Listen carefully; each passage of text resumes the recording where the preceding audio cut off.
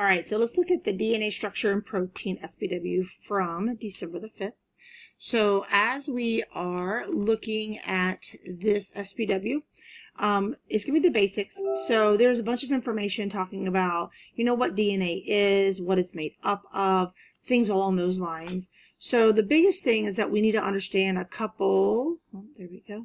Trying to get my different colors and it's not letting me. There we go.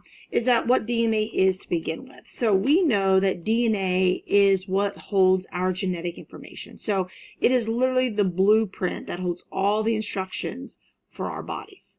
Okay, so in that it is a long section, a long strand of DNA is made up, a long strand of DNA is made up of genes which carry those specific pieces of information.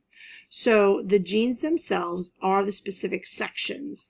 Just like your DNA would be like a cookbook, it has a bunch of different recipes. Your genes are those recipes. So as we look at it, we go through it, the unique shape is that it is a twisted ladder, which we better know as a double helix. Okay, the pieces that it is made up of is that it has a sugar, phosphate, and then it has these nitrogen bases. So there are three pieces to that. So you have a sugar, bam, you have a phosphate, and you have a nitrogen base. Those bases themselves are actually made up or called adenine, which is an A, thymine, which is a T, guanine, which is a G, and cytosine, which is a C. And they pair up where A and T always pair together and C and G always pair together. This is, as it says, extremely important because it makes sure that the DNA code is copied correctly.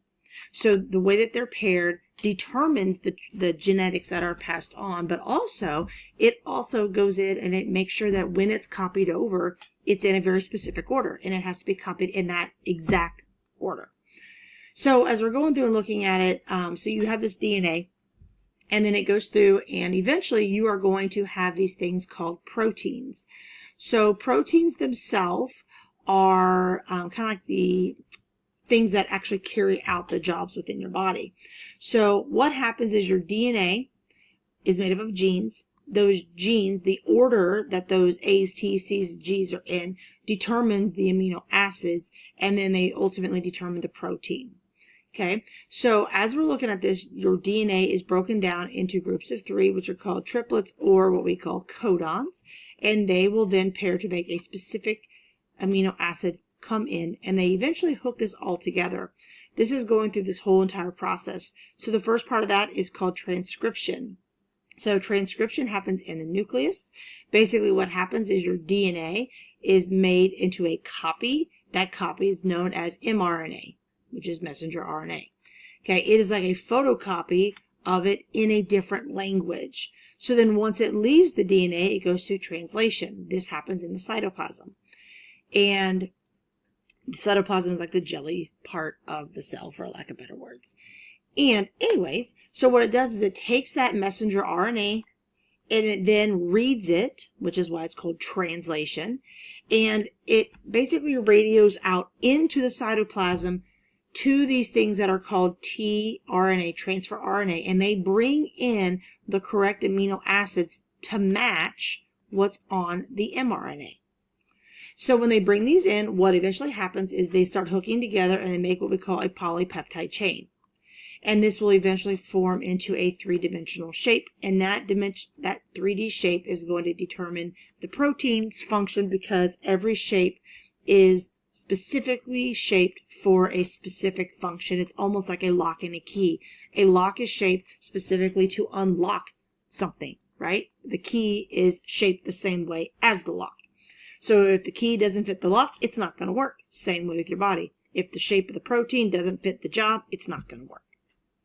So as we look at it, we are going through for this SBW, and you are going to describe the structure of DNA, including all the components. So there are three of them. And then you're going to talk about how the bases are paired up. Then you're going to talk about why that is important. And then explain how the sequence of bases relates to the sequence of amino acids. So all of that information we've talked about up here.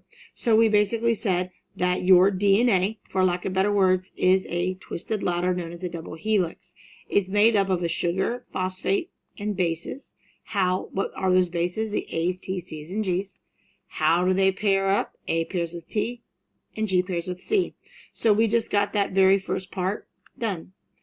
Okay, that talks about, says, why is this specific pairing so important?